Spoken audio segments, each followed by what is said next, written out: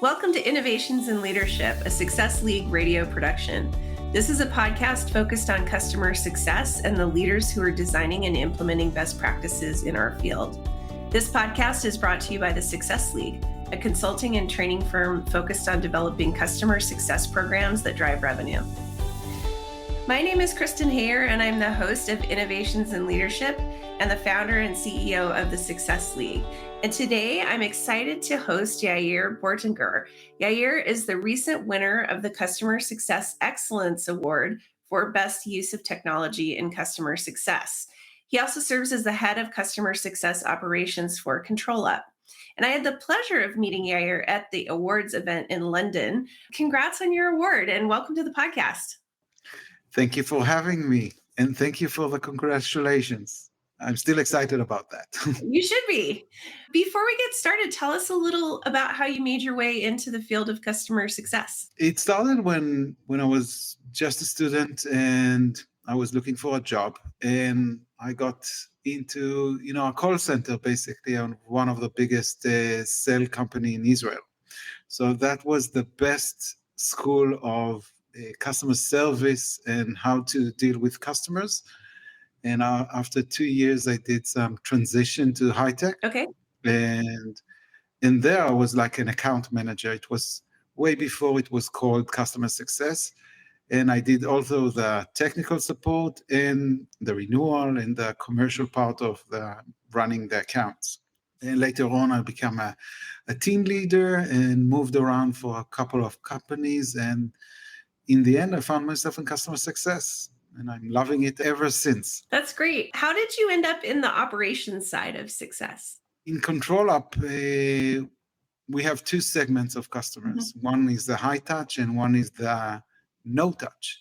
Basically, it's just a matter of priorities. So in ControlUp, in the end, the sales did the engagement, the proactive engagement, and we had support, very good support that did the reactive. But sales is not the same as customer success. For good or bad, it's not the same. Since the beginning, I started in ControlUp, I said we need to take care of those no-touch customers and make it a tech touch or a low-touch customers. And in the end, after 2.5 years, I was able to convince the leadership that this is needed. And that's the way I got to customer success operations. So my scope of work at the moment is developing and managing the tech touch and low touch of all our customers that are not in the high touch segment. Got it. Okay.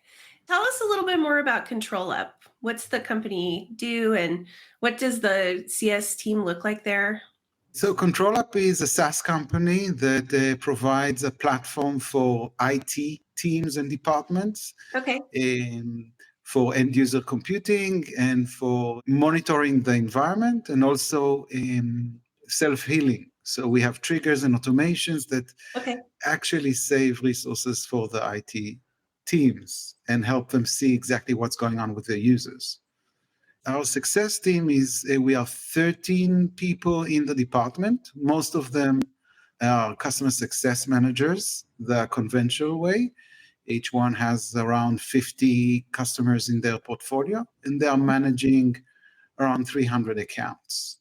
The operations team, we are 3 members only, and we manage more than 1,200 customers. Wow. That is a lot to do with 3 people. And we're going to talk about how you do that, I think, next. Before we get into the details of your winning technology approach, let's talk about the driver behind the project. You've touched on this a little bit, but I'd love to hear a little bit more about what was going on in your company that made you decide to create a digital engagement approach. We felt like our customers are missing a lot of the product. You invest so much in developing, thinking, and creating value through the product. But the challenge is sometimes to deliver it and educate our customer base. I was able to prove to management with a short POC that started more than a year ago that we can be effective in approaching and engaging with a large customer base in a very smart and efficient way. So we started with a small use case using a platform ever after. And after a month or so, we saw that it was very easy to engage with more than 300 customers that we never touched them, and direct them to a specific call to action, which was more than just click here. So it was an elaborate set of actions that they needed to take in order to complete the upgrade, the version upgrade. And later on, like anything, work comes in the way. So you have a successful POC, but you need a compelling event to drive change. And we had this in the end of last year. We found a vulnerability a security vulnerability in our product. We fixed it. And as part of this process, we actually published this as a CVE. And those CVEs are very common. Every vendor has those, from small to big. Even VMware and Microsoft has those.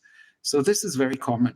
But we wanted to engage as soon as possible with all our customers to make them upgrade to the latest version, that this is already fixed. So once we go public, most of our customer base will be safe from that vulnerability. At that point, I had about 700 customers that we wanted to engage with and tell them, listen, we're going to publish this. You're going to upgrade. You're going to need to upgrade in order to address this. And you have less than 3 months to do that, basically. Or let's say I had less than 3 months to build it and design it, do the engagement, and get the acknowledgement that they got it and did it. And the resources that I had was ever after and myself. And the challenge is first to engage successfully with those customers, and second, not to have any overhead or as little overhead on our support team. So this project won't open like 200, 300 support tickets. Right. And then everybody will be in a big hole. Eventually, I was able to do that, and let's call it, that was the first phase, the pilot. I was able to do it just by myself. And almost 25% of the customers completed the upgrade with only 10 tickets, support tickets. So that's incredible. Yeah. So that was the main success. Since then, this is already in production. In the first phase, we're going to go live with all our customer base by the end of September, we hope. But right now, we have about 50 customers doing full tech touch onboarding. And that's a big, big use case. That's so great. You've mentioned that you're using a tool called Ever After for this. How did you decide on that tool? So Ever After, when I started working with them, was designed to provide an engagement platform with our customers. So customer success and their customers can actually engage through that. All the meetings are there, agendas, they can send notes to each other, have the same to-do list. So sometimes a to-do list is some things that the CSM needs to do and some things the customer needs to do, and then they have the same place where they can manage that engagement. I came and said, let's flip it. I don't want it as high-touch platform engagement. I want it as a tech touch.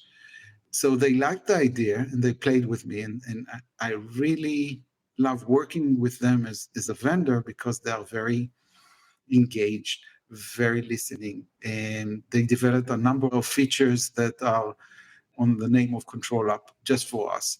In the end, I chose them because you can wake up in the morning, see that something that you thought is working doesn't work, and you need to change it. By noontime, it's in live because it's codeless, it's very easy to change, and very easy to follow for the user. So the user experience is also very positive.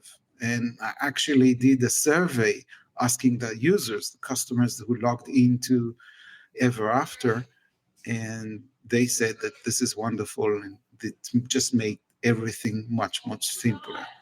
So I know you started this project with a proof of concept. Can you talk about why you decided to go that route instead of rolling it out across all of your customers all at once? Yes. So first of all, especially when you do tech touch, you cannot roll it out to everybody because when you do automation, you need to test it and test it and test it before you roll out to everybody because sometimes you make it in a wrong way and you have one opportunity to make a good first impression.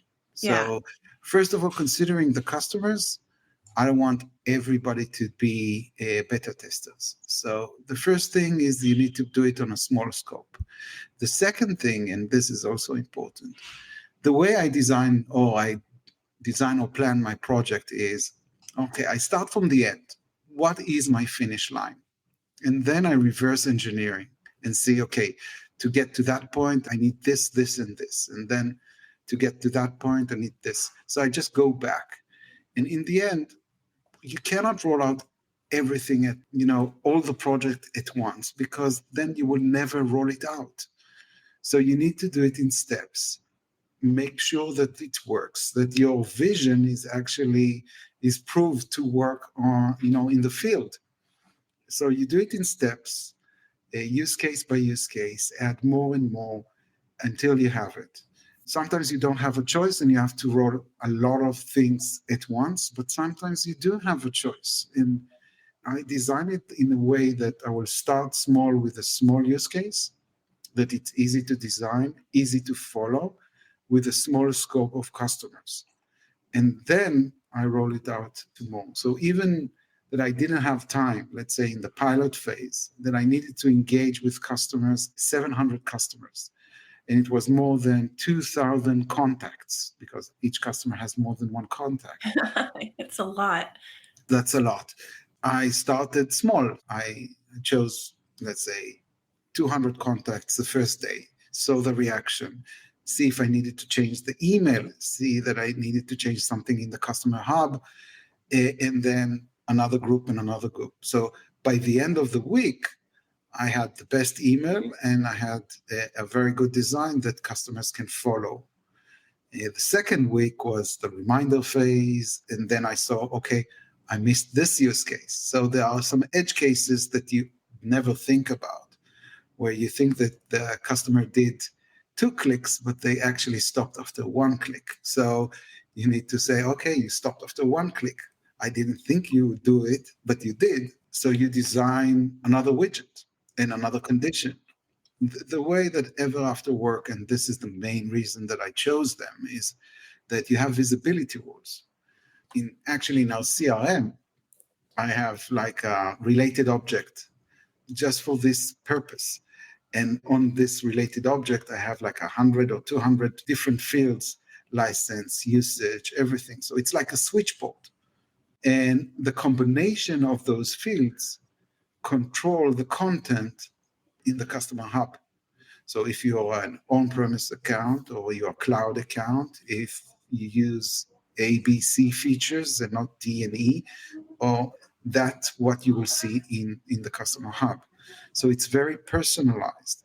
And the beautiful thing is that every day it's refreshed with new set of data. So usage data is refreshed every day.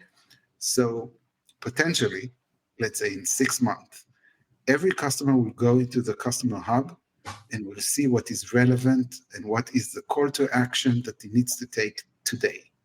And tomorrow, it may be a different call to action. I love that. I think you get into kind of something I've been thinking about for a long time that we call micro segments. You segment your whole customer base and you might have 4 or 5 segments or 2 segments or 3 segments or something like that.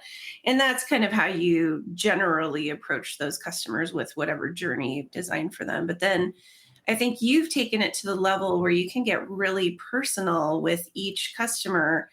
And so that, out of your 700 customers, you might have 10 that fit into a certain micro segment or bucket, and you can interact with them in a certain way. And then a different micro segment would have a different set of behaviors that you're driving them toward. I think that's really interesting. It's very detailed. So it sounds like you started that in a great way, which is starting small and kind of then building out from there. 100 different toggles and switches is a lot. How do you keep track of that? This is a challenge, and I'm still working that out. But basically, I will take a word that you said, buckets, and that's the way we design it. So there are big buckets and there are small buckets. And my purpose is that each bucket will be empty, because if you are in this bucket, there is a specific call to action. So if you're not using a certain feature, or or something is wrong in your end and you need to fix it, so you're in this bucket, and I will share with you what you need to do to move away from that bucket. There is only one bucket that we strive to, which is you use all the features, your usage is healthy, you see the value, your ambassador advocacy, give us great reviews, you come to our meetups, nobody's there. It's like the holy grail of customers. So it's very hard to get customers there. So they are always in a constant move from one bucket to another bucket to another bucket. There are two challenges that we're facing. One is, first of all, report on that. So do the dashboards, take the data that we have from ever after, combine it with the rest of the data that we have, and have a high level view on how our customers are doing. This is something that we are working on right now. Another challenge is to prioritize what bucket comes first, because you cannot go to the customer hub. Here you have like 20, 30 different call to actions that they need to take. It's confusing, it's daunting. The second challenge is, to make sure that there is only very few call to actions, and hopefully they are belonging to the same bucket. So the customers, when they come in, and that's the way we design it, we appreciate that the customer don't have time for us. If you think about control up specific champions, those are IT guys. IT guys are firefighters first, because something is always broken. Then there are project managers, because they need to migrate or do a big upgrade, version upgrades, and so on. And then they have very little time for us. And there is always something coming that precedes that in priority. So the way that we designed it, if you have 2 minutes to spend on control up, go to the hub, we'll tell you what to do today. If you have 2 minutes tomorrow, go to the hub and we'll tell you what to do the next day. So appreciating the mental bandwidth and the time that is very limited to our champions, we made it as simple as possible and as specific as possible for the customers to drive value on their end. Yeah, I love that. I can't remember whose talk it was at the conference that we were at, but somebody was talking about how the number of applications that people are working with has just radically expanded, even in the last 5 years. And so, I think, to your point, you only do get so much bandwidth for people for your particular solution with any kind of customer. And so I think you're smart to think about it that way. It's like, what can you do in a really small way each day to help move that customer forward and get their attention? So I love that. What were the biggest challenges you faced during this project, aside from time limitation? I think that was a big one. 3 months. That was a lot of customers. Yeah.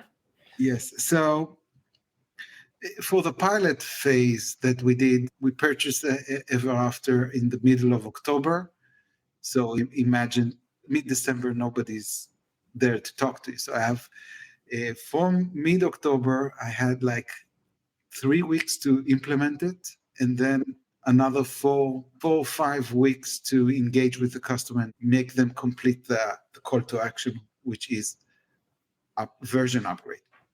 So in that, my challenge was just me, because I didn't use the CRM for that. I didn't ask any other resources. I just wrote the emails, set the sequence, got them into the customer hub, and follow up with them, send a lot of emails, worked like 12 hours a day. Every reply that I got from a customer, I replied back with an answer and say, go to the customer hub because I wanted to push them to the customer hub and not just get the answer. So that was my main challenge in that point. Now that we are in, it's not just a pilot, it's not just a very small use case. This is now I have a different challenges. So I'm working with the CRM admin to make sure that she will create all the different logics and fields and formulas and update the data that I need when I need it. I work with other departments, marketing, the Control App Academy, documentation, sales. They need to be in the picture. So when you increase your scope of work and you do that in an automated way, it's very important that first of all, everybody will be aware that you're doing it. And, there is a tendency in every organization that I worked in, to be very siloed. Everybody's focused on what they need to do, very dedicated, but they see only the scope of their universe. So it's true to everybody, every person and every team and every department. And when you do that, that's the biggest challenge that I have. First of all, to make sure that everybody's aware that this is happening, that I'm engaging with the customers in that way, that they need to be aware of that.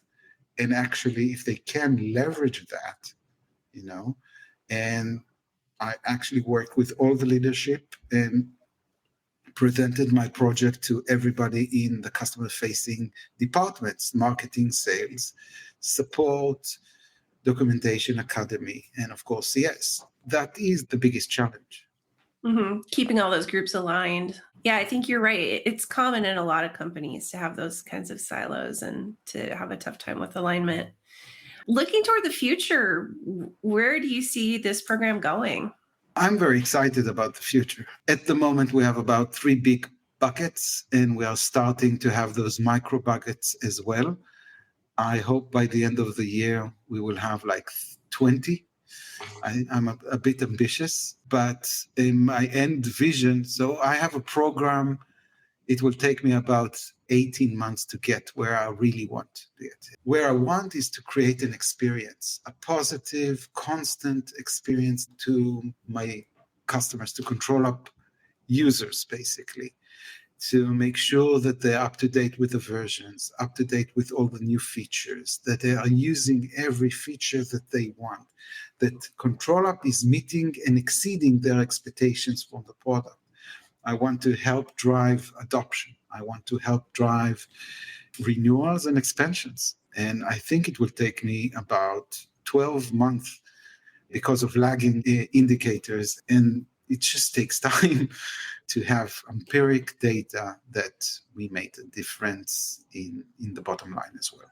Yeah. Oh, I think it's a very realistic timeline. And I appreciate you sharing that, because I think a lot of times people get very ambitious and want to do things really fast, but things do take time. And I think digital experiences require constant testing.